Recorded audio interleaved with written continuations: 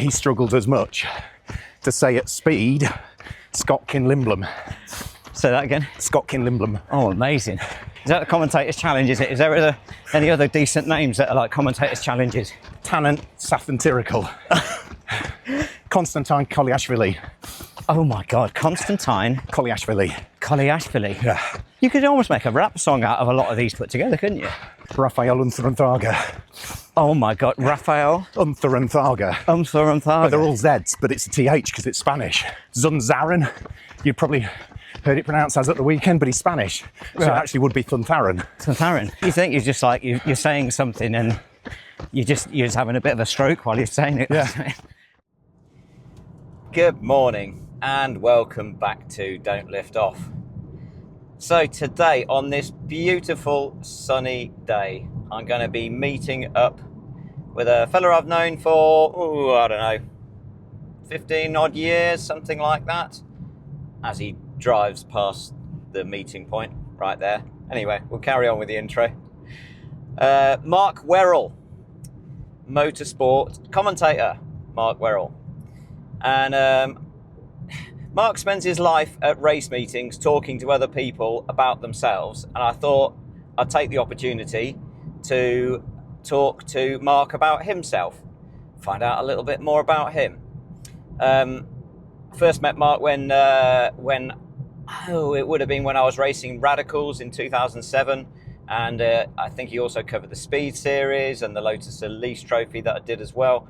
And yeah, his name, his voice is one that will be very familiar to people in Motorsport UK, just because he's always on the tannoy, and I was at Silverstone over the weekend and kept hearing his voice, and I was like, oh, that would be a good conversation. So Mark's into exercising, a bit like I am, I suppose, into running. He's done quite a lot. We generally follow each other on Strava, so yeah, so we're going to go out for a nice little run. Hope the audio turns out okay, and yeah, hope you enjoy the podcast.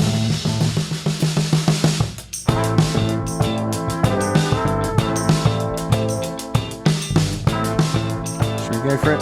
Yeah. By the way, I'm a really slow runner. That's fine. No. My plan was at some point this week to go out and do a 10k anyway. Really? But my back's been giving me a little bit of grief this last week. Oh yeah. Your back's been? Yeah. I've got a couple of burst discs in the bottom of it, which if I do too much, it just aggravates. It's not done it in ages, but this week, oh. What's caused that? Is that like a past injury? Is it? No, it's just aging. I'm an old duffer now, that's why. They just look at you, the doctor, and say, yeah, you're just old. Shut up, crack on. So what's your usual running pace then for slow. Like 5.5 minutes that's a kilometre, something like that. Yeah. It's steady away. I noticed it. So I noticed you've been doing the tracks, run the tracks thing. Oh, that's mega. Run seeing the that tracks. Strava. Yeah, I started that last year, beginning of 2024, because I'm working every weekend. In the winter, I'll do park run. Right. Every single Saturday. Right, okay. I go and have a few runs in the week. And then you get all your fitness where you want it to be. Racing season kicks in, and you don't run at the weekends. Right, yeah. So I thought, what can I do? So I thought, I'll try and run the tracks. Yeah. And I did it bar 2 last year. Right. I had to do a track walk at Donington because I got a dodgy knee. I couldn't run it. Okay, yeah. My back was playing up at Snetterton, so I didn't want to risk it because I was struggling to walk, let alone run. And then we went to Zandvoort, and our hotel was about 45 minutes away from the track, and we couldn't get on track till 8 o'clock. And I thought, you know what? It's not fair with everyone else when I'm driving the hire car to leave them hanging on, so it just didn't work. Yeah, that's the challenge, isn't it? Because I was just saying to Clive last night that I met up with him at the BRDC campsite, and then I said, oh, I had to go out for a run. And then by the time we'd finished chatting, which was like only 20 odd minutes, it was like 7 o'clock. And then I realised, right, if I go out for a run now, by the time I get to my dad's where I was staying. It's going to be 8 o'clock, and it's not fair on them. You know, it's a juggle, isn't it? It is, yeah. No, I've enjoyed doing it, and I didn't get too wet last year. There were a few I got a bit soggy, and I think probably the bit of the inspiration behind it was also Bobby Labonte, his wife, Kristen. She does run the grandstands in America. So she'd go up and down the grandstands on a race weekend. Who's Bobby Labonte then? Bobby Labonte was a NASCAR champion back in, crumbs, what year did Bobby win it? 2002, was it? Okay, yeah. And he came to race in a NASCAR Wheel and Euro series, which I was covering for live stream at the time. And so I got to know him and got to know his wife.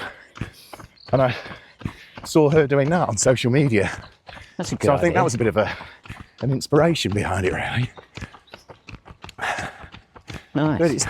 But it's good. You run the tracks, and you know, I've picked up on a couple of bits last year when I was running Brands Hatch. You can see every tarmac section. Yeah. So you know. Yeah.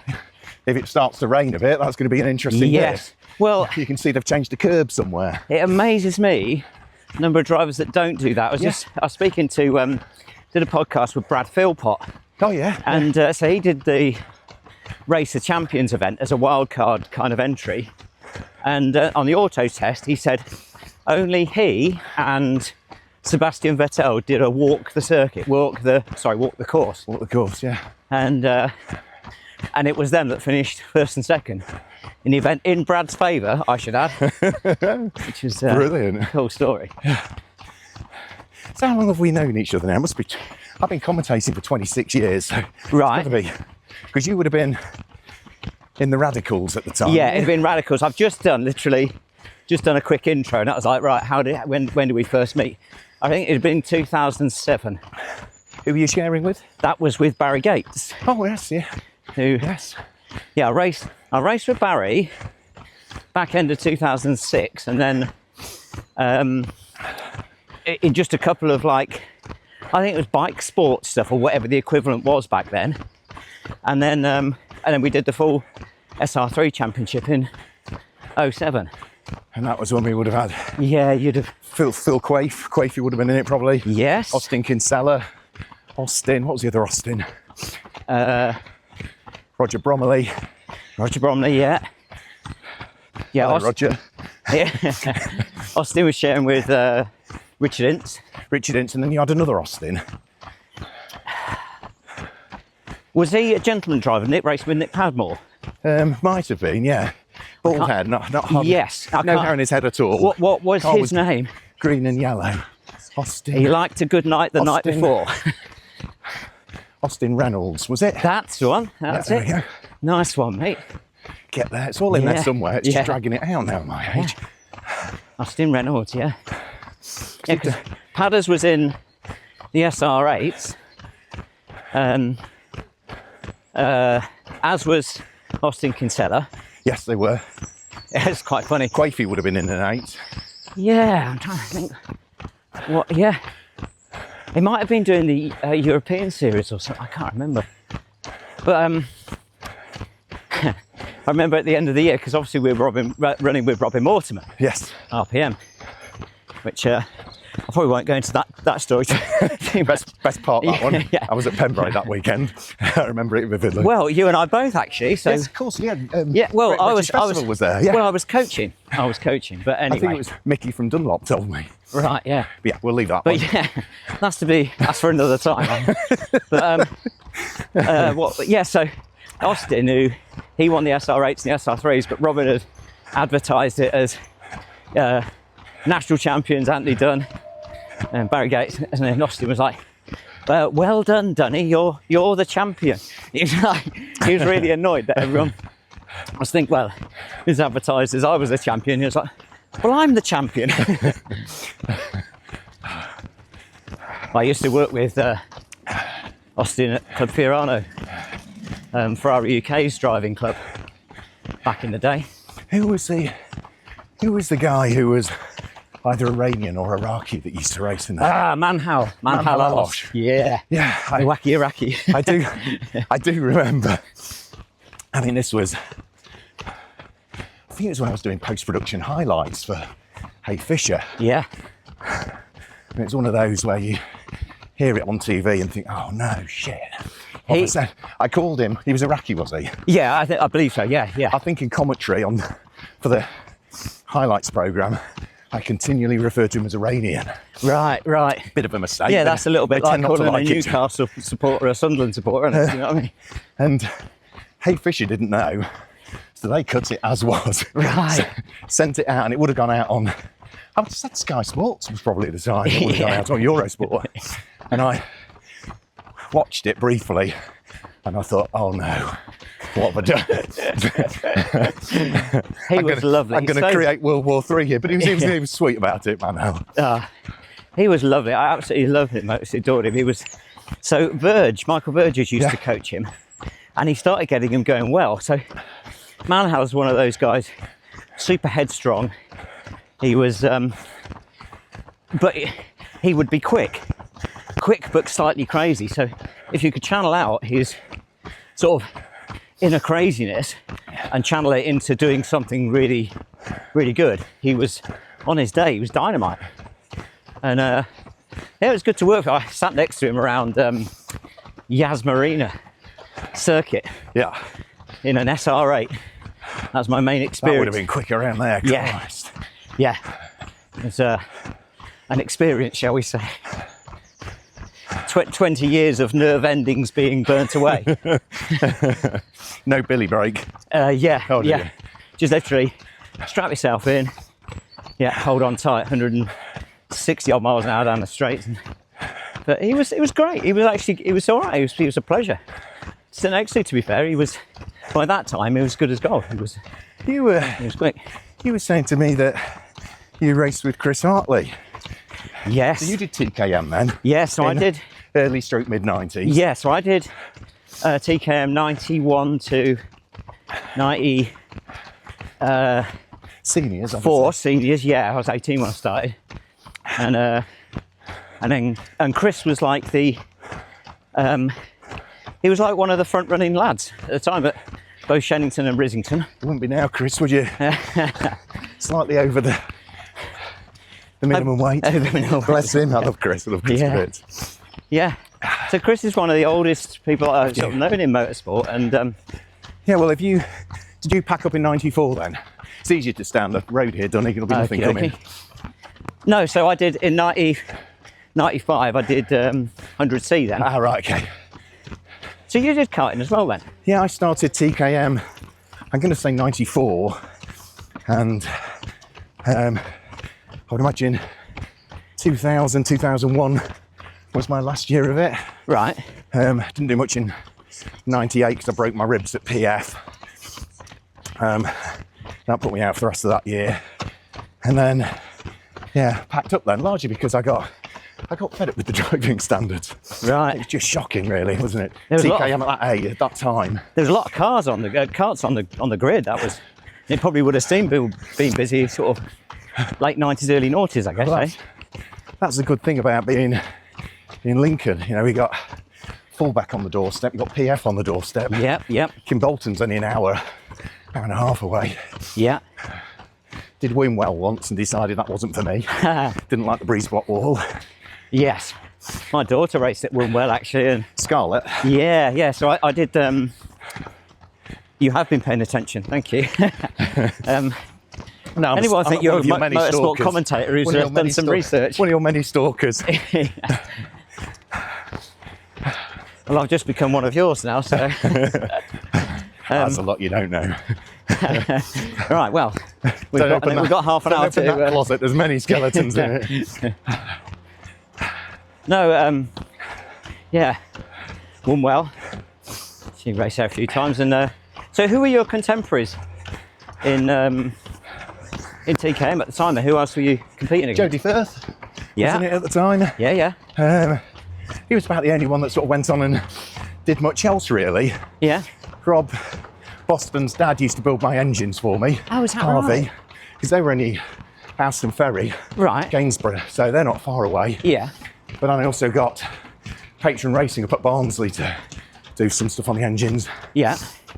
But yeah, Jodie Firth's the only one that really ever went on and raced at another decent level. Yeah.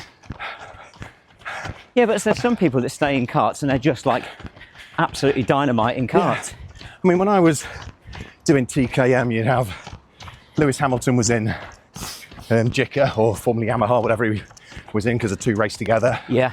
De Resta was in Cadets, Paul De Resta. Yeah, yeah.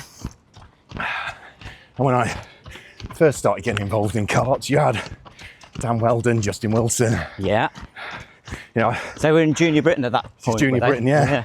Yeah, I've got the old programmes in the loft. Have you? Stuart Mosley, one of your old mates. Yeah. Stuart would have been in it. I remember him with a number 7 plate in Junior Britain, always backing it into every corner. He had a distinct style, actually, Stu, that didn't change. Even when he raced SRH, you could go and watch at Copse Corner on the inside, and you could see him back it into Copse in exactly the same way as I used to see him back it into the first corner at Kimbolton. Exactly the same style. So this is where the Fosway Canal meets the Witham. So the Witham comes in from that side, and the Fosway Canal, which links the Trent to the Witham, comes in here. So this used to be full of boats that would come up to here, up to the Wash, and sail through here. Big wool trade in Lincoln at the time, cotton. And then what I'm going to do, Dunny, you might not thank me for it. Yeah. We might walk for some of it. Yeah. We'd go up Steep Hill. Steep Hill. Which is the main hill from the top of the city down into where we are at the moment, the bottom section. Yeah. It's called Steep Hill for a reason. Yeah. One foot in front of the other. Oh, I've walked up it many times. Usually if you're going on a night out, you start uphill. Love it. And fall downhill. Yeah, far easier to walk down the hill after a few beers than it is to scrabble up. What's Lincoln like on a night out? I'm too old, mate, now. Has to be 20 years ago. What was it like 20 years ago? 20 years ago, 30 years ago, probably. It was all right, yeah. Beer was a lot cheaper. But we didn't have the university then. Okay. No, big university city now. Okay. I'm not sure whether this is open still, but we'll go this way. This is cool, man. It's beautiful. Because I'm going to take you, Dunny, to see your first glory hole in Lincoln. Have you seen the influx? No, I haven't. But I don't. That sounds interesting. They've recently had to redo all of this because it was all collapsing. But this little step here is just called the glory hole. Okay, very good. And this, quite a unique bridge. You've got Ponte Vecchio in Florence. You've got Pulteney Bridge in Bath, which are Roman bridges which have buildings on. Yeah. This is the other one that has it. Not like Pulteney, it's got them both sides, but... Right. Interesting. So, we're now... This is Lincoln Town Centre we're in now. This is the downhill town centre. So, this is a stone bow. Where the Guildhall was, where you used to come pay your taxes. Yeah. Clock's broken, they're trying to fix the clock. And then the old Roman walls went in both directions. So it's like a Roman garrison type of thing, Yeah, it's a Norman castle, but the Romans were here. And the cathedral, which we'll run up to, is 1,000 years old. And at one point, was the tallest building in the world. Oh, really? It had spires on the top of what it's got now, but tallest building in the world. Right, Chief. Is this steeple? Steep hill? Oh, no. Oh. This isn't steep. Right, okay. Just set myself psychologically for it. There's your other glory hole, look. There's your second one. Amazing. A speed tour of glory holes. Amazing. It's not quite what I had in mind. Not quite what you had in mind, but a run with Fluxies would have been a very different tour. Yeah. It was great. It was good fun. Good fun. I haven't seen Fluxy in a while. He still gets out of the pub occasionally. He's taken my lad round in a Radical. Oh, really?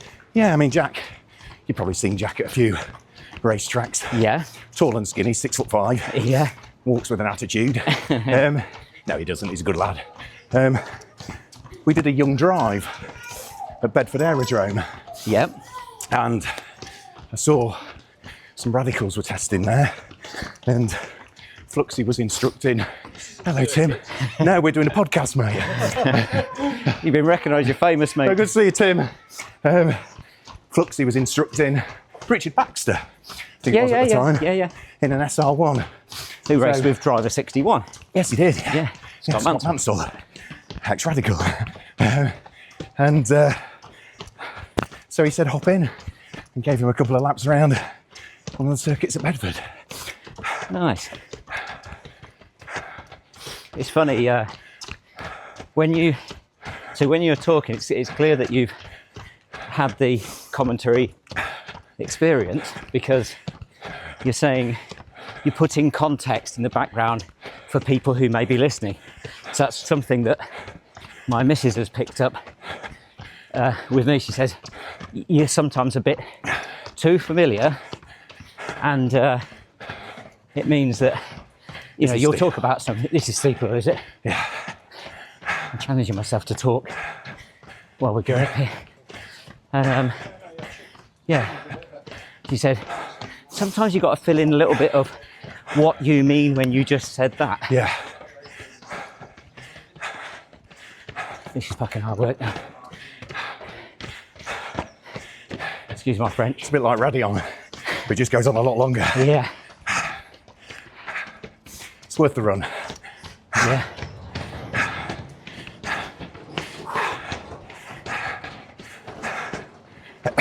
I'll buy you a coffee at the top. Ah, now that sounds a plan.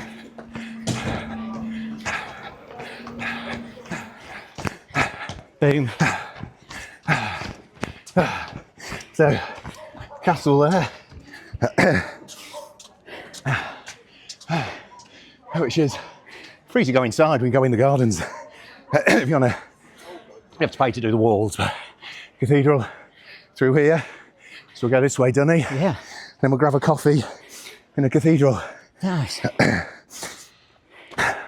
Yeah, so this is about 1,000 years old. Used to have spires on top of the spires that you'll see. And at that point, it was the tallest building in the world. I think it took over that status from the Great Pyramids of Giza. This is No not way. bullshit either. That's amazing, man. So in reality, you could argue it was the tallest building at that stage, because the Gizas weren't really building, were they? The Great Pyramids Yeah, of Giza. yeah. So mausoleum. And it, stayed as the tallest building for 300, 350 years. No way. It's mighty impressive, actually, isn't it? Yeah, it's a hidden gem, Lincoln. We're going this way, Dunny, into the cafe. Buy you a slab of cake if you want. Oh, You can run it off on the way lovely. back. What sort of distance have we just done? Should be about 2.5 miles. Yeah. 3.8 kilometres. So I'll set it to pause. Get you a coffee and have a run back. How was that, all right? That's all right, mate. How was That was steep hill? Steep. Clues in the name, isn't it? Oh, wow. You know what, I'll try and stay somewhere near. Yeah. Well, I'm usually about 4.5, 4 3/4. Oh yeah. Occasionally I drop That's good pace, that is. Have you always run that? No. I mean, I've always done exercise. You know, typical. As a kid, it was tap order and pay. All right, okay. Did she say it was? Yeah. Oh, okay. I will do that then. Yeah, I mean, I've always done exercise. So when I was a kid, it was always football, wasn't it? You used to fly around on your bike like crazy, didn't you? Like all kids did. Yeah, yeah. And I gave up football because I found beer and women far more interesting as a Yeah. teenager. That's what happens when you get to a teenager, isn't it? And then started back playing football again and thoroughly enjoyed that. But I had quite a nasty fracture to my wrist, which was my third fracture in 27 months playing football. Right. And they realigned it under general anaesthetic, and it didn't set correctly. Oh. So it was dislocated for 2 years, and they wouldn't operate because they wanted to find out, why is this 30-year-old bloke suffering so many fractures? Right. They eventually found an issue, which was just a bone density issue, which hopefully is sorted now. Right. What coffee do you want, Dunny? Just a cappuccino, I think. Cappuccino? Please. Yeah. So they rebroke it a couple of years later, took a bone graft off my pelvis and stuck it in, and now it's absolutely spot on. So that stopped me doing a bit for a while. Right. Then I got back into cycling again. Yeah. Not available to order. Oh, here she comes. Hello. To order. Yes, please. Yeah, What can I please. get for you today? I'll have a cappuccino, please, Cappuccino, and a Victoria sponge. Thank you.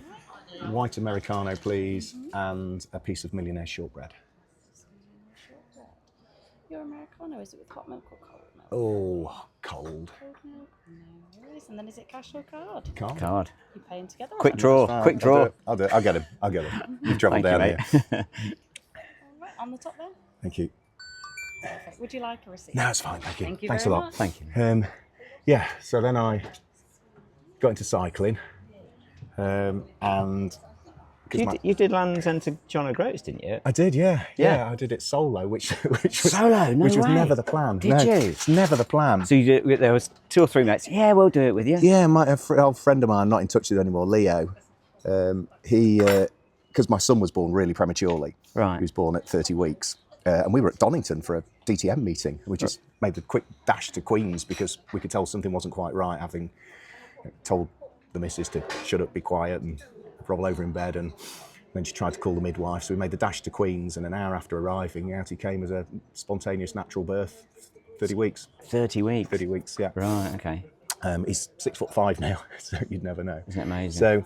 So a few years later, because he spent a week in neonatal care in Queen's, and yeah, you got to see some horrible things there that will forever be ingrained in your memory. And then he came to Lincoln for 5 weeks, and finally got him home when he was sort of 6 weeks old. Right. So a few years later, I thought, I want to give something back to the special care baby unit, and they got a charity called Lincoln Babies. And Babies stood for Babies Are Born Incredibly Early Sometimes. That was the acronym. Cool. So I said, I'll cycle from Land's End to John O'Groats. And Leo, who was one of the nurses up on the special care unit, said, I'll do it with you. So, brilliant, yeah, magic. So we did a bit of training together. And then he decided he was going to go to Tasmania and live. So That's a bit random. Where did that come out of the blue then? he did it? just wanted to go and travel the world, and he's not been back to England since, really. Oh, right, so he's still out Yeah, in- I think he's in Thailand or Cambodia or somewhere Wow, now. Yeah, wow. he's a whale of a time. How old is he now? He's a couple of years younger than me, so he'll be late 40s now. Right. Lives like a vagabond, but he's really happy with his life. He just goes, he's got no worries, no hassles. He's sold his property in Lincoln and is just, living the life he wants to live. Good on him. So, because he couldn't do it, then one of the other nurses, Leslie, said she'd do it. And Leslie and I went out on some training runs, and I wanted to do it 2 weeks maximum. It would have taken 4 weeks with Leslie. Sorry, Leslie. It would never have happened. So I thought, you know what? I'm just going to do it on my own. Yeah. So I got old colleague of mine, Dick, who's sadly passed away now. He just lost his wife, and he wanted something to do. So he got a motorhome. So I'd see him in the morning, and I'd see him in the evening, and he'd know the route that I was taking, but that was about it. So I'd Yeah. head off each day on my own, 70, 80, 90 miles, agree the meet point, stay over in the motorhome, start the next day. Yeah. And just did it. Did it, yeah. That's strong. That's strong. It's hard. Well, it's interesting because when I saw you did your marathon prep, solo marathon, that's why I messaged. I was like, Yeah. that's hard work that is. Yeah. When you're just doing it on your own. Yeah, it is. I think the Le Jog, physically it was relentless. Every day when your legs are like lead, you think, I've got to get on the bike and do another 80 miles today. Right. Yeah. When everything's aching. Yeah. Mentally it was tough because you didn't have anybody to pacemate with you. So Right. you'd look down at your computer and you see your cadence had dropped and you think, why's it dropped? Yeah. And it's because you hadn't got somebody there saying, come on. It was really, Yeah. The amount of days you want to pick the bike up and throw it in the ditch. Yeah. Yeah. But you didn't. No, it's good fun. Yeah. it was What good fun. didn't you make? What stopped you from quitting at that point? Is because you got your mind set to do it. I didn't want to disappoint anybody. Right. Oh, of course, you got a sponsorship. Yeah, I thing. got Yeah. charity, and quite a few of the business I was involved with, quite a few of the suppliers, chipped in and put in a few £100 here and there. The bike came from Guy that used to race Ginettas, Neil, I've forgotten his surname now. Yeah, he used to race Ginetta G20s and started with Mazdas with Christian Dick in Speedworks. Yeah. Yeah, he'd given us the bike, so a brand new bike to do it in. So I was really, You're the same. You focus. You don't want to not achieve stuff. Yeah, it's weird. Yeah, I hate failing. Yeah. Failing is worse than the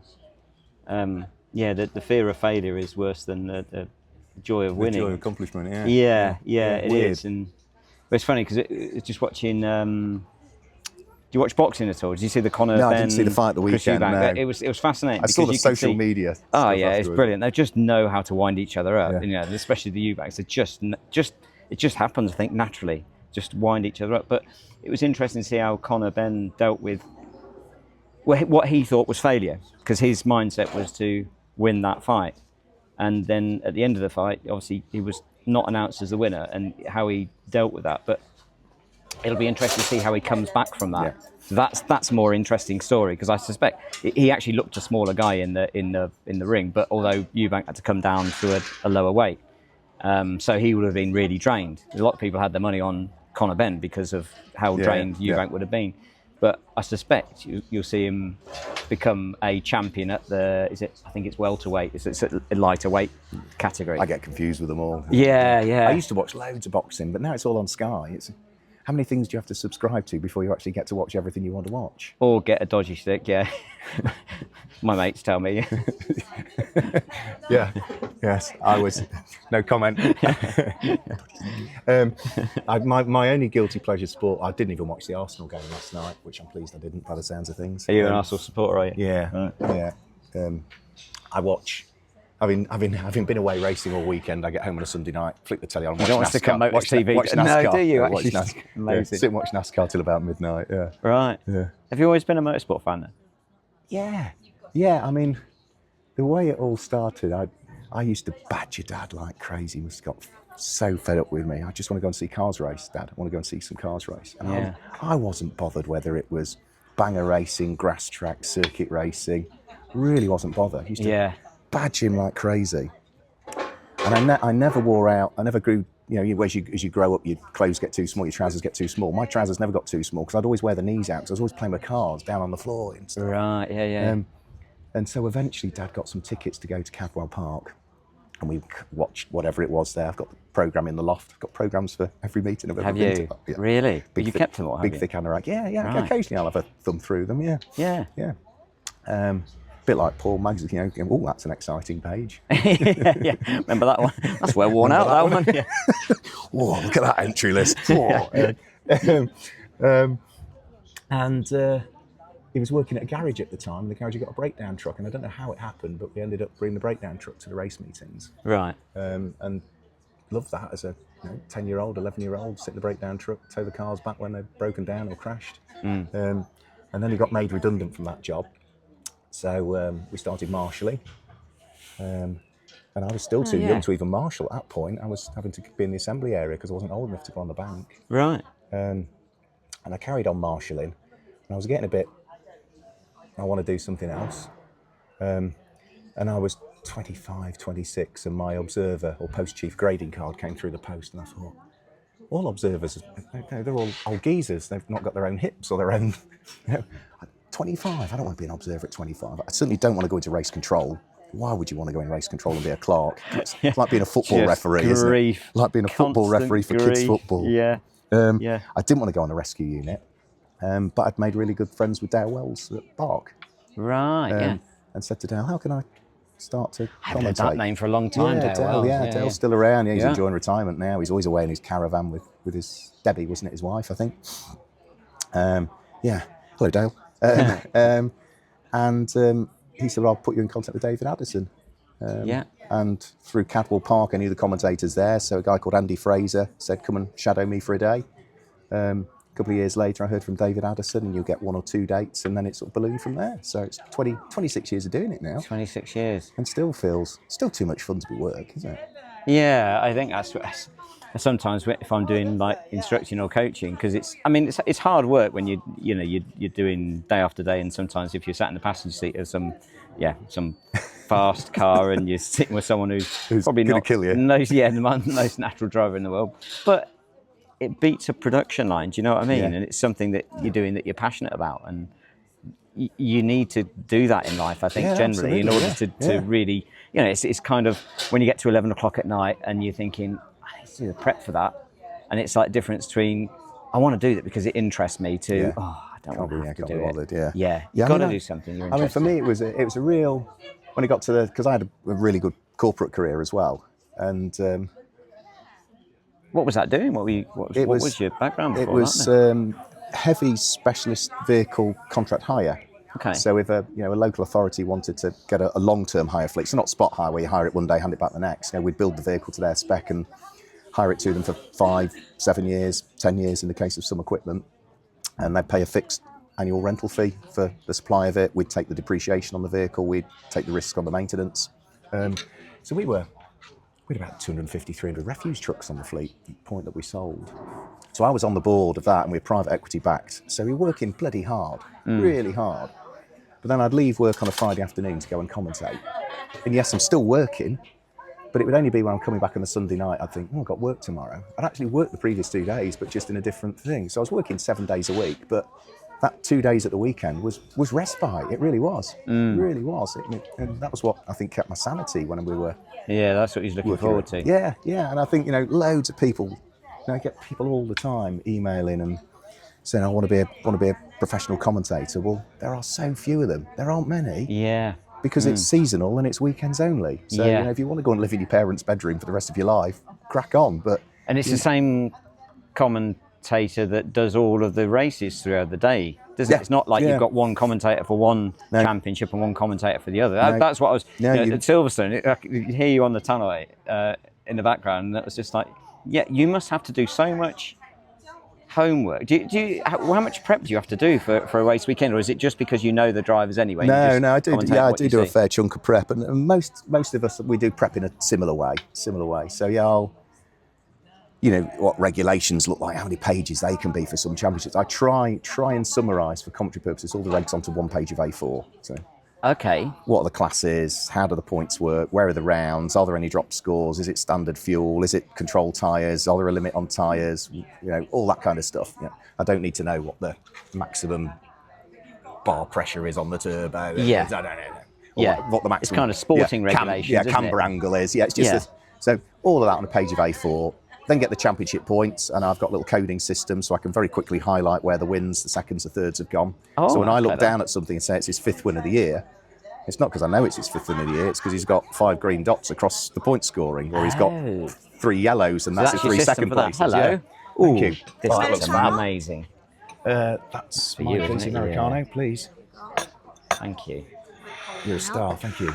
Look at that, This is Tommy. amazing. You're going You're to jog back on that?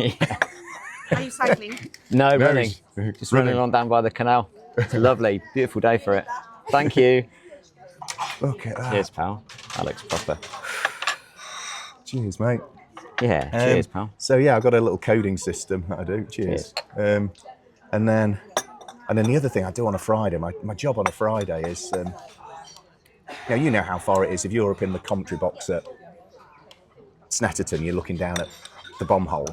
Miles away, isn't it? Yeah. No chance of seeing the number. Yeah. So you need to know the colours of the cars. So I abbreviate every colour to 2 letters. Ah, okay. So RD stroke WH would be it's red and white. Right. RL stroke BL would be it's yellow and blue. And it just Right. every So you can see it from a See it distance. distance and you know. It's that car, I think. Yes, it's that one. Yeah. cheats way of doing it. Yeah. But it's just the way my head works, my brain works. And most guys do it in a similar-ish way. It's funny. Apart from Addison, who's just gobsmackingly good at everything, which Just knows it. really annoying. I suppose he's been doing it even longer, I'm guessing. Yeah, now. Addison, it must be probably 30 years now he's been doing it, but he's on it all the time. Yeah. He's annoyingly good. Something to aspire to, eh? Hang on, we'll never get there. Oh, that's good. Proper, mate. This is You the picked the life. right day for it, didn't you? Well, that's what because it's funny because I saw the weather this week and I was supposed to be working these 3 days doing various like EV training sessions and whatever, and then because it's end of month, the the dealerships don't want to do the EV train. They'd rather concentrate on wrapping up their car sales so they get them out by the end of the month. So I've got 3 days free, and I was thinking, it's a beautiful day, right? Why don't I do an outdoor one, fitness one? Who does fitness? Yeah, no, it was good. Well, I was going to do a run anyway today, so it's great. Oh yeah, Tie it in with this.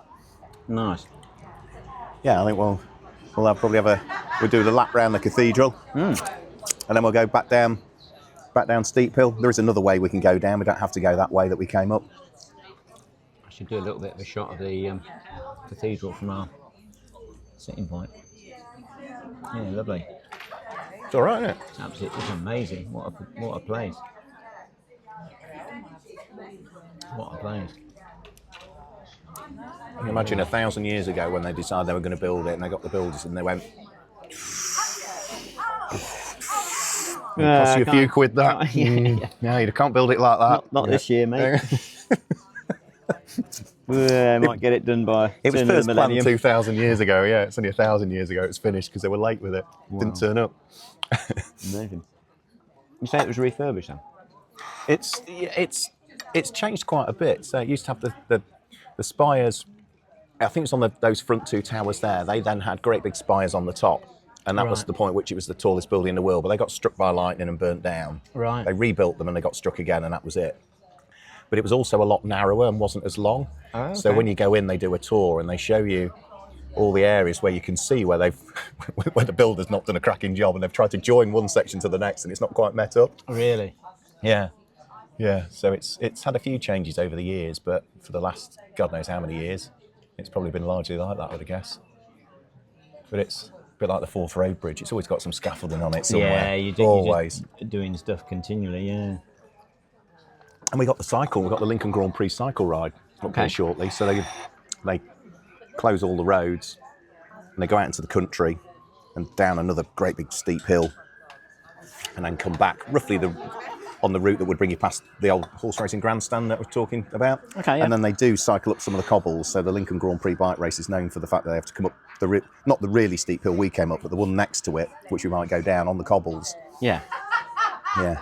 Oh, I'm going to have a check that out. Yeah. Yeah, so I think you'll see the signs as you're heading home. That's all the roads. Is that coming up soon then? Yeah, it's May usually. Yeah. Then October time we got the Lincoln Half Marathon will come through here as well. So I was looking on your website. Let me get this right. Motorsportcommentator.co.uk. That's the one. I looked at the list of all the championships you've either been involved with or commentated on. I counted 45. There was like 30 down or 15 down times by 3, and that was just here are some of the selection of. Yeah. I mean, some amazing stuff. Yeah. I mean, I ended up just having to cleanse it and get rid of other stuff. Yeah, because I've covered in any one year 100 to 120 different championships or series in one single year. You might only do one round of it. Yeah. But that's roughly what it used to be. But some of the stuff that you pinch yourself when you covered it. So, Super League Formula, not the best championship, but God, those Panos V12 cars were fantastic to listen to. People like Craig Dolby in them, weren't there? And really quick cars. World Series by Renault. No, long gone. That was a proper championship, wasn't it? 120,000 spectators at Silverstone because it was free ticketing. Yes, that's right. Yeah, it was, wasn't it? I'd forgotten that. Anybody who was anybody used to go through World Series by Renault, didn't they? As a driver. It was brilliant. And Silverstone, you go there, and even if there's 40, 50,000 people, as there was for probably British GT at the weekend, it looks empty. Whereas World Series by Renault, God. We used to run the F1 cars as well, didn't they, over that weekend? It would just be a whole carnival, wasn't it? You forget that. You forget how much Renault have put into motorsport over the years, and continually done so. It's not many years has been without a Renault F1 team in all Alpine as it is now. The other one that was free ticketing I went to was out in India. We went out there. It's 4 times we went out to India to the Bud circuit. You ever been? No. And it was free ticketing again. It was the Tata Prima T1 Championship, it was called. So it's the world's only one-make truck race. So you've seen truck racing, haven't you? They beat the shit out of each other. So they flew out, I think it was 12, 14 British truck drivers to race these Tartars. What sort of year was this? 7, 8, 9, 10 years ago, something like that. So Okay, yeah. fairly recent. And they flew me out to commentate, and free ticketing, because understandably local economics in India mean there's not much, great deal of disposable income. So they did free ticketing. We ended up with 110,000 spectators on the short bud circuit, not the big one. So it was Packed. absolutely rammed. Yeah. I mean, you've seen them hanging off the side of trains and stuff. You can imagine they were hanging off the side of everything at the grandstands just to try and get them. And the racing was robust. Was it? We're all the UK lads right at the front, no doubt. Is that? No, we didn't have any Indians driving in. So we did have like a separate race for Indian drivers who were truck drivers that were taken off the road through a selection program to come and race. Amazing! Oh, that would be brilliant. What was that like? They were okay. They were okay. It was the British lads that were chaos, because when they're racing That's their own not supposed to happen, is it? when they're racing their own trucks in the UK and they're picking up the damage bill, there's still enough damage, isn't there? Yeah. You imagine what it was like when these guys are being paid to go out there, Yeah. are being given a truck and have no damage bill to pick up. It's a knockout, Indian style. It was chaos. But I mean, it was great fun. It was a fantastic event. Yeah, we went out there. So I think I did four times I went. I think the event lasted 5. I didn't go the first year. But it was, 110,000 people. It was just chaos. Yeah. Yeah, well, they're probably not used to like such a big event as motorsport. So all the ticketing and the security and the fencing and stuff that we've got that geared up for over here, and That was great. Yeah. Done some really good events. so you did DTM as well. DTM at Brands, yeah. So I did. Chris Hartley used to do them, and then Chris got busy with other things. So whilst he does now the modern version of DTM live TV, he was out last week, wasn't he? Somewhere, I think. I saw, he was there, yeah. Because I've spoken to Chris. I'd like to get Chris on, actually. Chris would be great on it. Yeah. Far funnier than me. I'm too serious. It's the stories, it's the stories, though, isn't it? Yeah, so Chris couldn't do them, so I ended up doing the last, I think, 2 or 3 years of DTM. But what gobsmacked me with that is I was there, I think British GT was the weekend before, DTM was the following weekend, so I spoke to Mike Groves, who was the circuit manager down at Brands at the time, and said, Mike, can I just stay in the paddock for the week, rather than go home to come back? He said, yeah, so push bike in the back, went and had a few runs, went out on the bike in the day. So I knew what the lap times were from a GT3 car around Brands, and then the following week I looked at what the times were that were coming in from these DTM cars. Gobsmacking. It's like quicker? 7 or 8 seconds quicker than the GT3. Was it really? It was something ridiculous, yeah. You think, my goodness me, they are proper pieces of kit, weren't they? Yeah. Proper pieces of kit. Well, a lot of the future F1 drivers went through there, didn't it? Like DeResta went DTM before he went was in it. with Force India. Yeah, DeResta was in it. I think I've got a picture on my phone of me interviewing DeResta and Gary Paffett on the podium down there, because they're both in it. Yeah, Gary Paffett did it, didn't he? I did a awards dinner in the winter that Gary was our guest speaker in. So I did a Q&A with him. Nice guy, What's he actually. doing with himself nowadays? He is one of the team managers in Formula E now. So whatever was it, I don't know whether it's like the McLaren side of Formula E or I lose track of all the teams in Formula E. But he's one of the he's involved with the Formula E team. Right. Because you've seen that was it last podcast I did? Yeah, it was last podcast I did was with Lars Sexton. Yeah. Now Lars was you remember him from karting in the 90s, right? So he was teammates in inverted commas with Gary Paffett, albeit he'd been about the same sort of age as Gary, I suppose. I don't know. Sorry, Lance, if you're watching this one.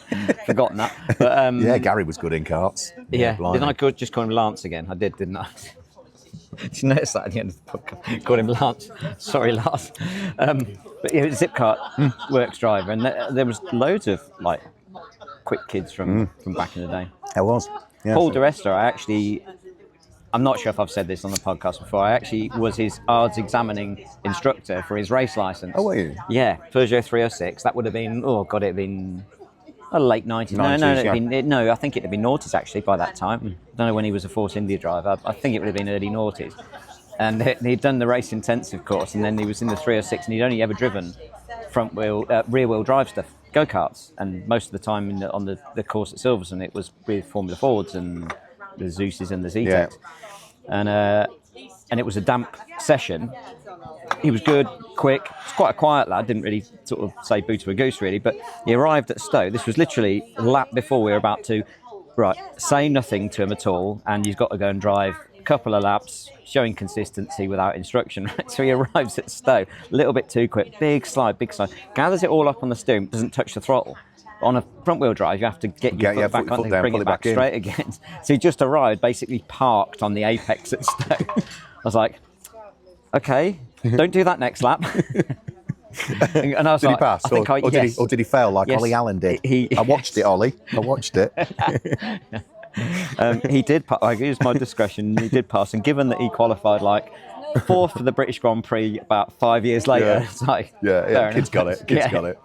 Yeah. Although he got, if you remember, he qualified like fourth, and then they bloody disqualified him for being like half a kilo underweight because the team had made an incorrection on the fuel or something, which is a bit annoying for your home Grand Prix. Yeah, the school because we've got a big, nice private school around in the cathedral area, and that was where Jack Harvey went to school. Yeah, because he's a local lad, so he's... okay. I mean, obviously not now, he's living in America all the time, but yeah, Jack Harvey is on the doorstep of here. Right. His uncle, is it, Dave Harvey, still races in 250 karts nowadays. He's got an engineering firm not far away. So there's a few around this area. Not many, but there's a few. It always fascinates me whenever you go around the areas and you're right next to it. It's like when you said, because I did a run on the way back from a dealership, and you just messaged me on Strava and said, you were right next to where I run, or something like that. It's like, where are you then? Yeah. Oh, we're sort of, and this was Newark, wasn't it? It was on Newark, the canal at Newark. yeah. I was like, where are you? I'm kind of Lincoln, Newark. It was like, oh, okay. So it just puts it in your mind about where. Yeah. It's like, I did a podcast with Bryce Wilson, and I'd run across the Forth Road. Did he Renault Spiders? Did he? Renault Spider, the Spider champion. Yeah, that was a great podcast. Yeah. Great conversation. I love Bryce. What a character he is.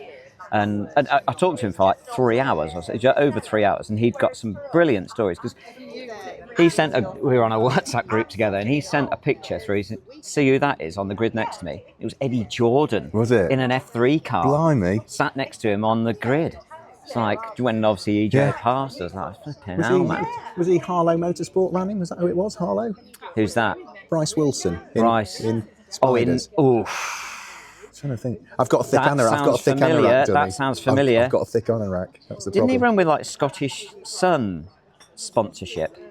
I'm going to get a message from Bryce after this to say I don't know. this is what it I'll was. tell you what we have downloaded, because we go online. We have a few of us go online and race some pixels around a screen on a Wednesday or a Thursday night, either in iRacing or in Assetto Corsa.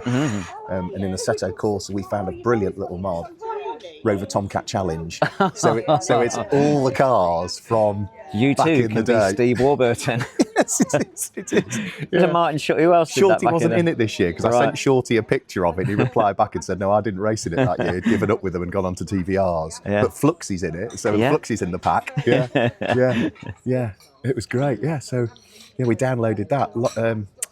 Lawrence Plummer was it in the Daily Mirror backed car, and then you got Mark Hazel in the Exide Batteries back car. Wow. And it's, They've got all their liveries. Yeah, and it's stuff. all the liveries. No It's way. absolutely brilliant. Brilliant. Yeah, it really is. So yeah, we're trying to find a G40 Cup mod now, or a Vento V6 or something, so we can go back. Don't put see Steve Diggs firing it up against the bridge. Steve Diggs was once introduced in the Tim briefing. Sugden as well. He'd have been in it at that stage, wouldn't he? Steve Diggs and Tim Sugden. Steve Diggs. The reason they moved the bridge at Snetterton. Yes. Sorry, Stevie, I love you, man. That was just. He won't be listening anyway. He'll be trying to buy some more designer clothes from somewhere. Won't he? Get himself a nice new jacket and some pumps. I love Dixie though. This is the thing though. I mean, we have such interesting characters in our sport. You know, just like that have come up from, you know, your Vic Lees, your Fluxies, your Deeksies, your your Bryce Wilsons, your Matt Kellys, your Martin Short, you know, Yeah. all of these sort of characters that have come from different. They've all they might have a bit of beef from over the years, a bit like the Eubank Ben. Yeah, I bumped into Dave Loudon the other week again down in BRDC at Silverstone. He was down there. And yeah, that's a man who he'd have a story or two to tell. Loudon, actually. Yeah. I mean, it'd be a lot similar to Fluxy's, I would have thought, podcast. But It's this is you know. So I did the conversation with Clive Baker last night. That will be released probably just before this one. Actually. This will probably go out next week, I think. But I was like, well, Clive's 83, and he's talking about racing at Le Mans in '62. You know, what was out in what was like? The Beatles hadn't started in '62. yeah. You know, Love Me Do hadn't come out in '62, and there he is talking about racing. It's just like, yeah, it's we have such a rich heritage. You of ought it. to get Paul Eaton on as well. Abby's dad, Abby's father, because obviously he's got the history of, what was it Shadow he was mechanic with, or Walt Don't know. Wolf? Walter Don't know. Wolf? Yeah, he was mechanic with engineer with one of the Formula One teams, and then obviously raced 250 karts himself. I think it was 250 nationals. Yeah. And then obviously seeing Abby through her career, Yeah. Sax Max and Productions Saloons where I'd she love to first get started. Abby on. I'd love to get both of them out. Yeah, actually. I mean, you might need subtitles for Paul because he's a bit. Sorry, Paul. Abby shares these like, hey, you're from Hull. The language of Hull. My ex-wife Jo, she's from Hull, *ULL, and you can get it. I don't know if I've still got it. It's called The Visitor's Guide to Hull. Yes, I think that's what Abby shared. Yeah. There's snur on the road, surp on a rope. Yeah. Tell you, I bumped in over the weekend, and I haven't actually talked to him before. Was Michael Simpson? Oh right, yes, because he's from Michael, Hull originally. Because I thought he was from Leeds because I'd followed him on Strava. Yeah, I think it's South Cave, isn't he, or something like that? Posh part. Oh, right, okay. Not actually in a cave. Though. No, South Cave. I think he's that. Yeah, or Beverley direction, isn't he? Yeah. Right. But yeah, noticed that we had a little chat, and I was like, "You fancy coming on the pod sometime?" He's like, "Yeah, I'll do that sometime." Well, again, another bloody good karter. Yeah, he was always so rapid in karts. Michael. We were talking about the real Michael Simpson because they had the same helmet design as the Michael Simpson from back in our day. Yeah. And then he said when his old man got him a dark carbon lid, then he went for a black with a St George cross. Yeah. Who else was I talking to who was from Beverley the other day? Oh, Charlie Robertson. Yeah, I was chatting to Charlie at the weekend. Yeah, he's saying he's living up in Beverley now. Well, so he's moved. This is the conversation that I had with Michael. Was Charlie was from Leeds direction and used to live in Fairburn, where I live. Oh right, okay, yes, yeah. Okay, you don't. It's funny how car drivers emigrate. You know, racing car drivers emigrate. So my dad had a BMW specialist in Bloxham, which is where Ian Ridderford now lives. Who's Neil Ridderford? Neil Ridderford, father, and Ian did minis back in the day. And he messaged me, I live in Bloxham. I was like, that's where I went to school. So then the conversation was, so when we did Formula Vauxhall Junior in '96, Dave Leslie, I was an avid reader of motorsport, bit like autosport, bit like yourself, and like reading all about the touring cars. And I'm looking like through the car showroom window, and David Leslie is sat in our showroom. David Leslie sat in our showroom. So I didn't dare go in there. I didn't want to be a touring car driver. That's like just a bit embarrassing. But yeah, so David Leslie had come in because obviously he'd come up from and he'd certainly run Formula Fords, and then his dad was running Formula Vauxhall Junior team. He'd come in and seen that we were doing Vauxhall Junior and just came and gave us a bit of advice. Yeah, brilliant. And he moved into the area, and not only him, so who else moved into the area? Kelvin Burt lived in Adderbury. Yeah. Aston Martin, DTM, Works Drive, Darren Turner. Oh, yes. Moved into Bloxham. Darren, Pete Dunbreck now lives at Shennington. Oh, does he? Yeah. So you see him on Strava, just returning to Shennington Village each time. It's like, all these people are moving into where we were, our old stomping ground. But, yeah. Who else have we got around here? We had Steve Soper for a while, so we still got Soper BMW. He sold it out, but Steve used to live down on a nice development down near the canal, Burton Waters. You'd have passed it on the way in.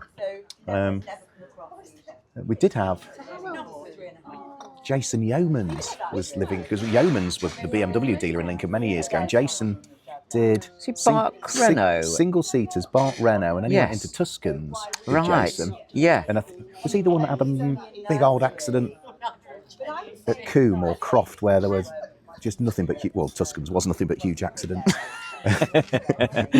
but they were bloody good cars still. You ever driven one?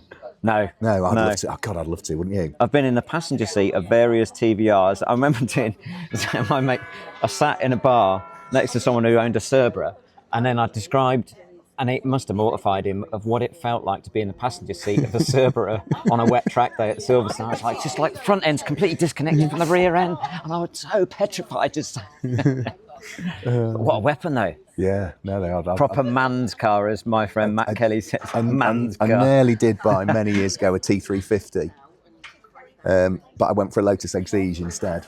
Right. And then got rid of the Exige sort of 11 months later.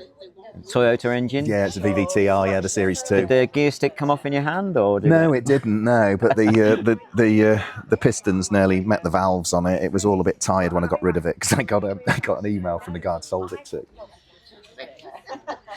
Whatever the Latin is for buyer beware, I can't remember the phrase, and he was not happy that he had to have the engine out 3 months after I'd sold it. Yeah, it was time for it to go. So yeah, standard British sports car though. Yeah, it's yeah. not broken. Yeah, it's no, British. I had a when I gave up karting, I bought a Westfield, a pre-litigation Westfield as well, so one of the really early ones before Caterham took them to court and they had to change the body style. Oh, I didn't hear about that. Yeah, Right. so Caterham took Westfield to court. I mean, we're going back into the 80s probably when Westfield first, because the Westfield was pretty much identical, other than being a fiberglass body, to the Caterham. Right. So you got the pre-litigation cars, and then you got the post-litigation. Right. So mine was one of the pre-lits, live back axle on it, road race cam, twin 48 Webers. I bought that with a view to sprinting and hill climbing it, but I just didn't want to bend it, so I didn't. Yeah. So then I chopped that and got the Lotus, and then I started to, well, some people say I haven't done it yet still, but started to grow up a bit, and then went for a T4 camper van. And then 10 years ago now? 10 years ago was when I bought the FRP, the Racing Puma. Yeah. Yeah. You say it's Ollie Allen looks after it. Ollie looks after that, yeah. Pass it in MOT, Ollie. Yeah, it's going to Ollie hopefully next couple of weeks, because it goes on the road May to October. So that's a limited production version Yeah, of it's a the Tickford Puma, one. Yeah, it's one that Tickford built, so it's a wide-bodied car. So all the interior is totally different. It's on full pot Alcons on the front as standard, and it's discs on the back. All the inlet manifold was all changed on it as well. Suspension geometry is all totally different because it's a much wider squatter car. The only difficult thing is that they only built 500s. The parts for them are a bit rare, and what Tickford in their ultimate wisdom did was they bolted the wider steel panels over the top of the original steel panels. So you can imagine 20 years of being out in rain as to what's that done to some of the cars. But mine's quite a solid car. Ollie says it's bloody good. Yeah. Pretty good. It took a while to get it back to OEM spec because it had been chaffed to within an inch of its life. Oh. You took it back. What sort of stuff was on it? I remember. I mean, they'd taken out all the front grills and stuff and put the number plate on the bonnet. They'd put a twin outlet exhaust on it, which had no baffling at all. Amazing. I don't know what they thought the steering was like on it, but when I first drove it, it was like driving a blancmange. You go down the road and it was, so all the top strut bushes were totally worn. You could see everything moving around. I don't know how I drove it back from Sheffield. All the cosmetic parts that made them look cool on the road, but hadn't done any of the basic anything mechanics. To do with the steering that would make it go So around I got the it all corner. poly-bushed and got all the bushes changed.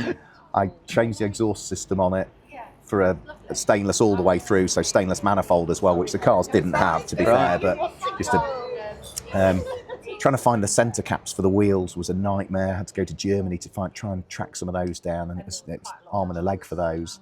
Ended up having to put a new rear quarter panel in it. I only wanted the bottom section, but the bottom section wasn't available, so I had to put a whole quarter in it.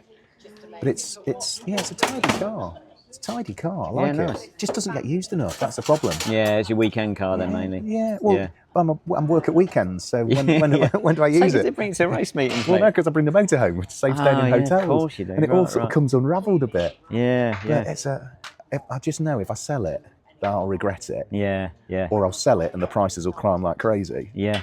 And you sort of think, oh, why didn't I sell it? Yeah. Classic like that, it's never going to go down in price. The only other car I've ever made any money on has been a 996 Carrera 4. Yeah, And it's just kept it for 2 or 3 years. It went up $6,000. I hope that'll Sell it, do. yeah, Didn't cost me anything. Yeah, Yeah. great. Yeah, great. So what have you got now then? You got that, what were you in? Golf earlier? GTD. That's it. Instructor's weapon of choice, that is. It'll do at least 300,000 miles before I take Quite a few have got sell it those. on. Jamie Stanley had one for a good period of time, didn't he? Yep. Who else have I seen driving one? Jamie Pickford. Yeah. James Pickford.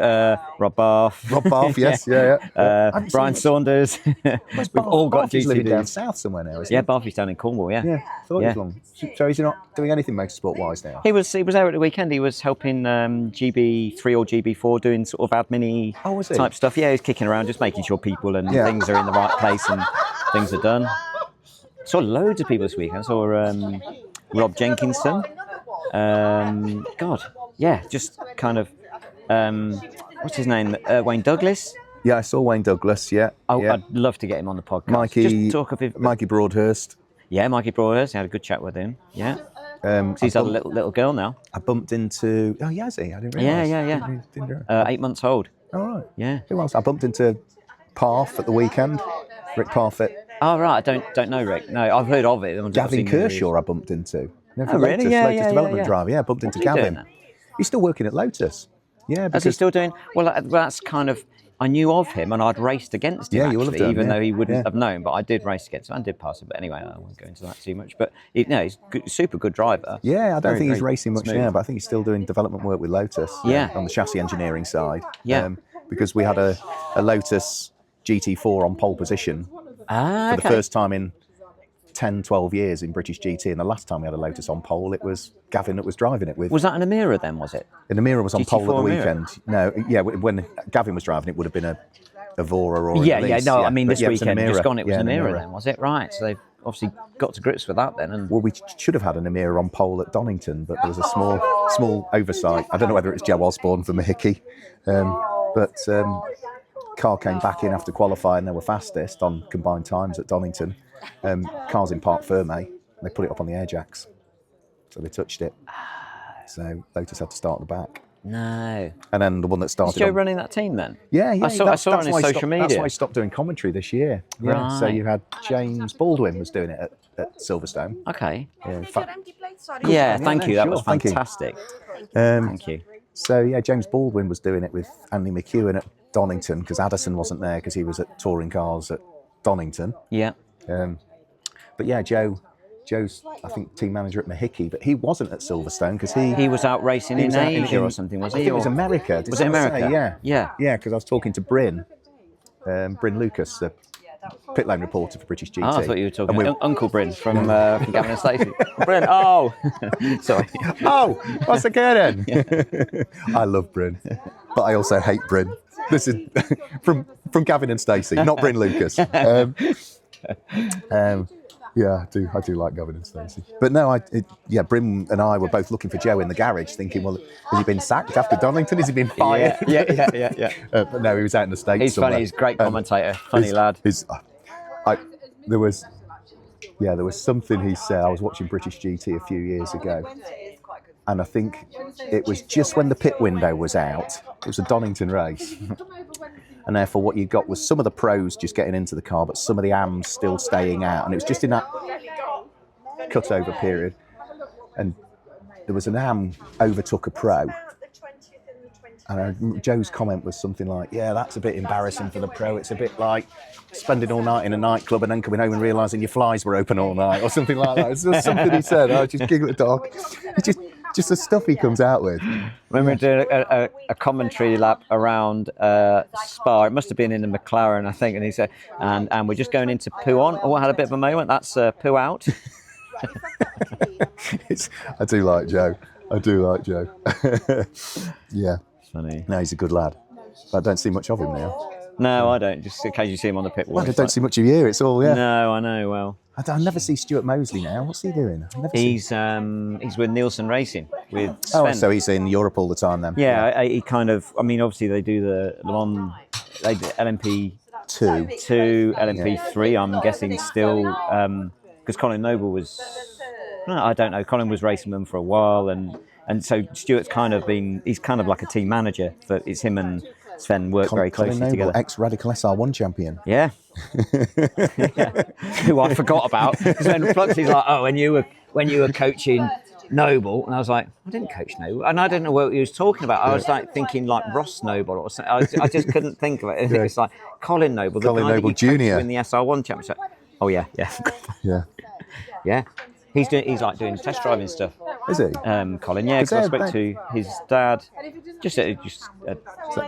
His dad, Colin Noble. Yes, yeah. Yeah. Because I coached Colin Senior as well. Did you? Yeah, back in we were around just after we did Because they're Radicals. car dealership, aren't they? Background family? Yeah. Pennycook. Yeah, up and just on the borders of Edinburgh. Yeah. Yeah, I thought they were car dealership. Yeah. Yeah, it was Subaru and I think Mitsubishi. Mitsubishi, is it? Yeah. Because I called in there, I was doing a car launch in the area, and I popped in there to say, hello boys, how you doing? You know, and it had been about 5 years, and lovely family. Don't really know them that much, so I bumped into him when he was doing SR1s, and then, where did he go after that? Oh, he did a bit of LMP3, didn't he, in the UK, when we briefly had the LMP3 championship. Right, yeah. In the Ligier. Yeah. He did a bit of that. And he was in there. That was when we had Jason Rishover came out and did a few in that, because it was only around for a couple of years. Jason Rishover, Radical SR3s in the UK Championship last few years. Yes. I know his face, but I can't think of... Karen Chanduk came out and did a couple of rounds. Jamie Spence appeared as well. I heard about that, yeah. Jamie Spence appeared. Did you hear about the Jamie Spence incident? No, that was Diamond.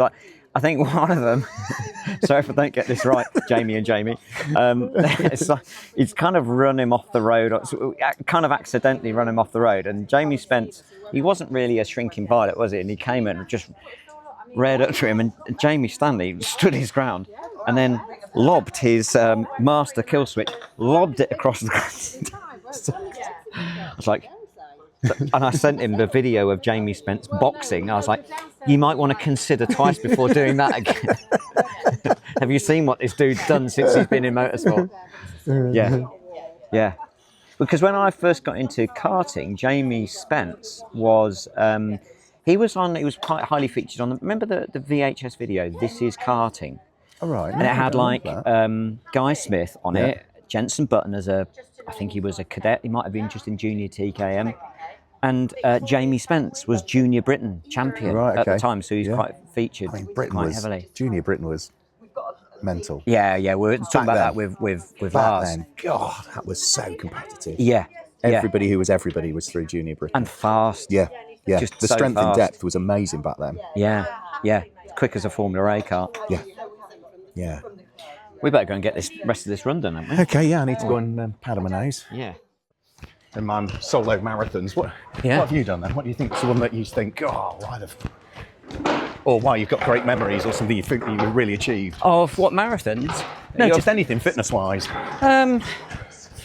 Well, I've done a couple of marathon distances. I think the hardest one I did psychologically was round the Dales of Yorkshire. So I used to live at a place called Loft House for 18 months.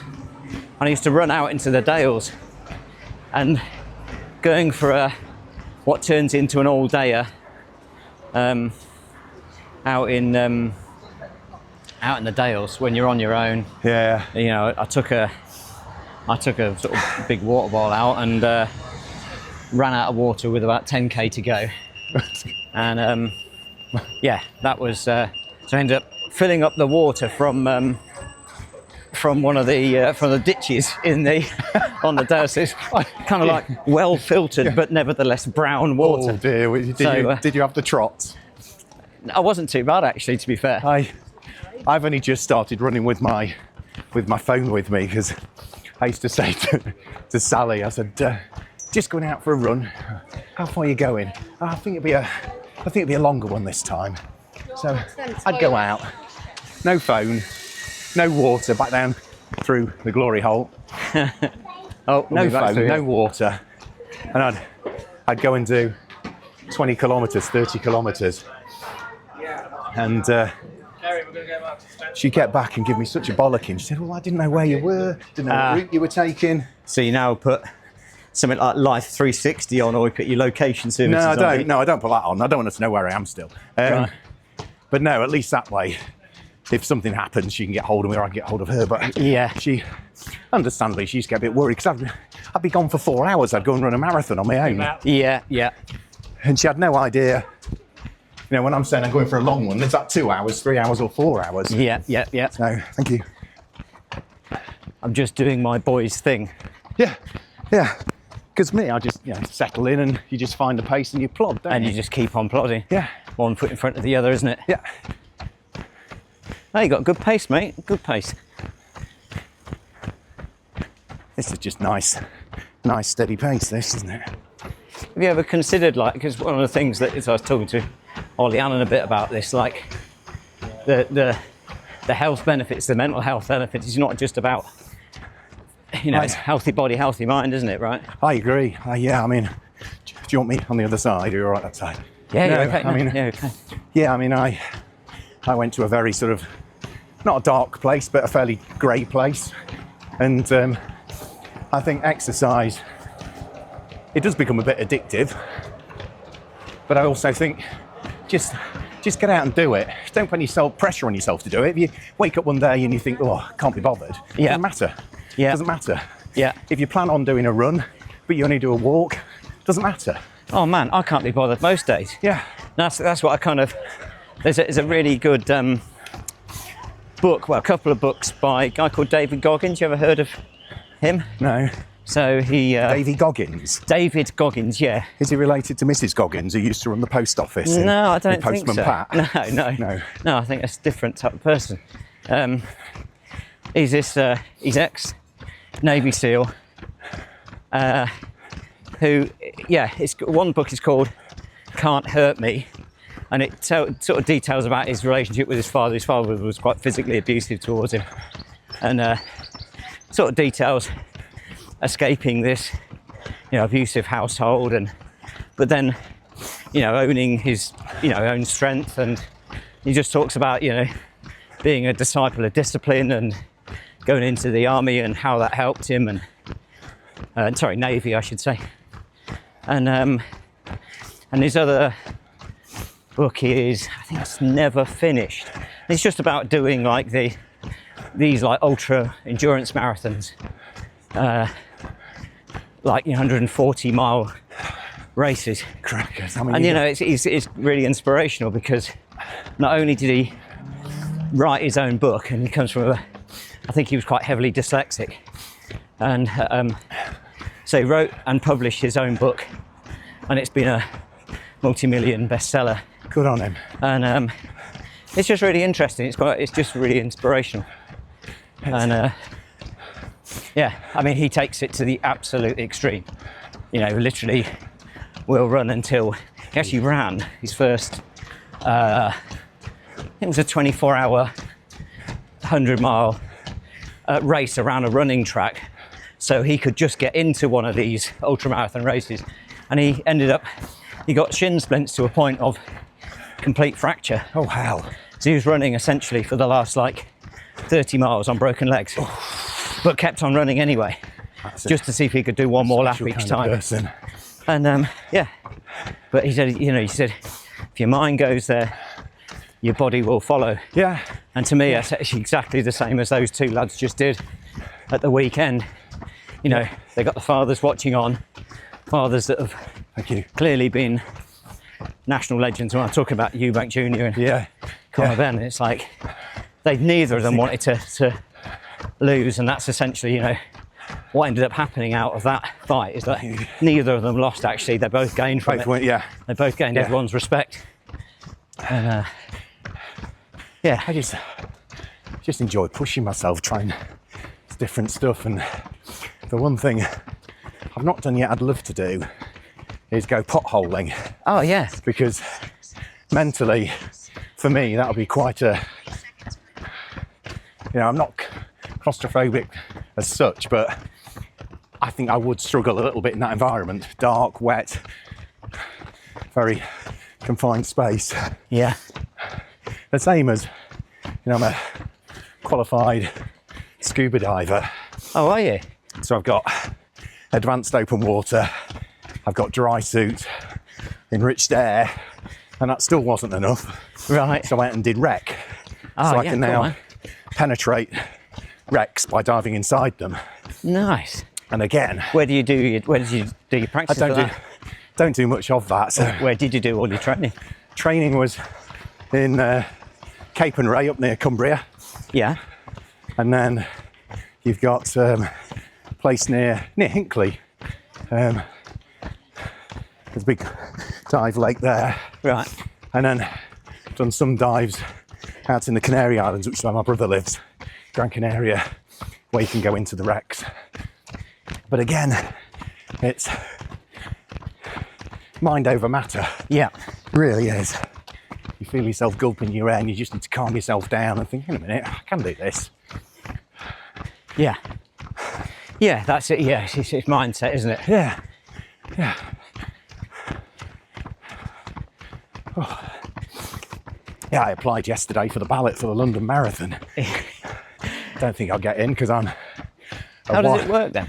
It is pure ballot, Right. but on the basis of I'm a white middle-aged man who's running an average time. There's going to be a lot of white middle-aged men running average times for their age, aren't there? So, Does it make a difference if you're black?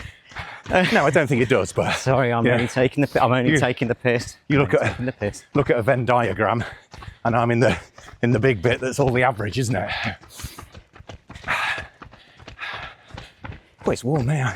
It is warm, mate. I'm glad you're setting the pace. I feel like I'm in your slipstream here, mate. I feel like I'm a junior just in a side toe. You're saying that, by the way? What's that all about? Side toe? Yeah, side draft. Oh my God. Yeah, it does. It makes a difference. How good is that racing? Stalls the car At the weekend. Ginetta's at the weekend were brilliant. It was brilliant. Every race I've seen in juniors is brilliant. And Rocco Coronel, impressive young lad. Yeah, yeah. First race, basically just sat in the toe Yeah, the whole race. waited. Sorted it out in the last couple of laps. Yeah. Got themselves a gap so they didn't get caught back in the Very pack. intelligent, mature racing. From two kids who are 14, 15, 16. It's almost like he's been taught by a former professional racing driver. Yes. But he's still got to go and do it. The kid's still got to put go it and to do practice, it. yeah. Yeah. Yeah. I was just rather pleased at the weekend that Paul Truswell, who was on main comms, recently appointed BRDC member, isn't he? That he struggled Who's as that, much. sorry? Paul Truswell, Okay, yeah. that he struggled as much to say at speed, Scott Kinlimblum. Say that again. Scott Kinlimblum. Oh, amazing. You try and say it slowly, Scott Kinlimblum, it's easy. You try and say it quickly when you're coming out of whatever you're saying into something else. Trust us, every time he tripped over it, I thought... Scott Lindrum. Is that the commentators' challenge, is it? Is there any other decent names that are like commentators' challenges? There was one I struggled with last year, and Adders takes great delight in winding you up and making you say it more. Yeah. So we're in Yas Marina, Gulf 12 hour, and we had Tanant Sathantirical. Say that again. Tanant Sathantirical. Tanant Sathantirical. Yeah, Thai driver. Wow. I can say it now because I was determined to get it right. But I was so inconsistent for the first 6 hours of the race. Get it round. Yeah, your first stint wasn't so good. And So you're polishing up on. there was another one called, he was a Georgian driver called, oh God, what's his name now?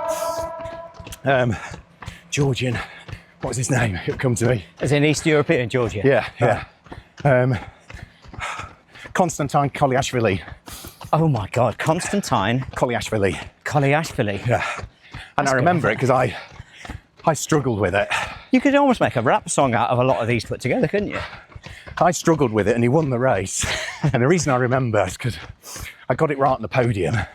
It was a European legends. Right. You know, 5/8 scales things. And Georgia is a flag that Brands Hatch did not have in their box of flags Amazing. to hoist up for the podium. So what did they use? The Ukraine flag instead? No. There are plenty of those. The good thing is the Georgian flag is white with a red cross like the St. George's cross, and then in each 4 corners a further red cross. So Right. some sellotape, a few pieces of A4 paper, and some red insulation tape. Hoisted it up onto the podium. Amazing. Here's one we made earlier. Keith Robinson. With some sticky back plastic. Yeah. And then there was another guy who, because he's Spanish, took a while to get the pronunciation right, and that was World Series by Renault, Rafael Unzaga. Oh my God, Rafael Unzaga. Unzaga. But they're all Z's, but it's a TH because it's Spanish. Oh, amazing. Like you've got in Genettas this year, you got Zunzaran. You probably heard it pronounced as at the weekend, but he's Spanish. So Right. it actually would be Thuntharan. Thuntharan. Wow. So You think you're just like, you're saying something and you're just having a bit of a stroke while you're saying it. Yeah. Well, even this weekend, because we got GT World Challenge Europe, got the entry list yesterday. First job is, for ones where I don't know, get the phonetic pronunciations for every driver. Do you go through that? Yeah, to try and get the pronunciation in their native tongue as accurate as I can. Yeah, amazing. Is that from learning through mistake? Have you ever got it like completely wrong for an entire race weekend? Yeah, I mean, sometimes it's not at all the way you think you would pronounce it. Right. And so did you go and ask the driver himself how? Go and ask the driver, go and ask the coordinator. To be fair, Google Translate can get you 90% there. Yeah. And then, if you're working with adders will It fills in the gaps. Yeah, you fill in the gaps. Yeah. Oh, well, AI will be taking over from us all anyway. It will do, yeah. At some point pretty soon and just sort it all out for us.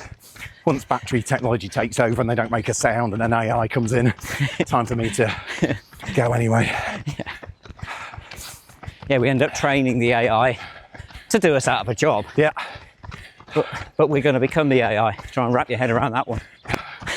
Yes. Future of humankind. Okay. It's this thing that we're making. I do worry where we're Okay. heading to as a species. Oh well. Up to us to train it in the right way. How's the pace, Dunny? All right? Yeah, it's good. I think I'm staying with you. It's certainly not the other way around. Well, you've got cameras to carry, so. Walking along like, what's going on here? No, you're there now. I'm just wondering whether anyone's actually done a front and rear facing cam that's of decent enough quality. You get these 360 cams, can't you? Yeah. I bought one of these startup companies called Cambox. Yeah. And it's a little small camera that you can't run them on a race day, but sits on the inside, 4K, sits on the inside of your crash helmet. Yeah. So works really, really well. I did a couple of test days with it. I've worn it on the moped, I've worn it on the bike out on the road. Yeah. When I'm cycling. Quality's amazing. Really? It's just battery life that's 3D printed. Right. So here's one of the pre-production ones from, say, them as a startup company. But yeah, good So quality. it's just sorted out battery life then. Yeah, I think so. That's what I'm finding right now. So I'm running my phone that's attached to a power bank, and it's the biggest challenge, isn't it? Yeah. Well, the other thing I quite like the Right, the F1. We need to sprint this in. Oh no! Come on. Yeah. Right, okay, Come go on. for it then. Jesus, I'm not used to this shit. Come on, Dunny.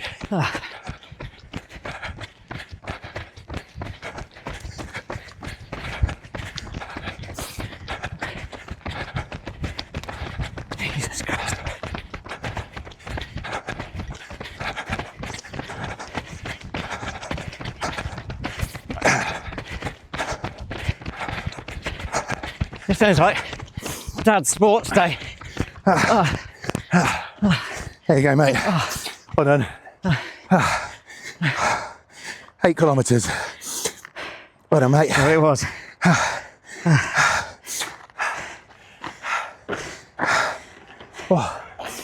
Good work, mate. Well done, you. That was good. What a perfect day for it. Absolutely beautiful. Right. Pub's open now. Do you want a cold drink? That sounds like a good plan to me, mate. Mate, thanks for doing today. Pleasure. Everything's Thanks on for cam. asking me. No, thank you. It's nice just to go and have a run when the weather's like this, but to do it and have a chatty run. I always run on my own. Yeah. Because Sally's pace isn't the same as mine. So it's nice to have a chat. It makes such a difference. On a summer's day. Yeah. And then in about a week's time it'd be cold and grey and shit, but Miserable. you get out there and do it again. Thanks, man. My pleasure, buddy. Tell everyone to like and subscribe, maybe.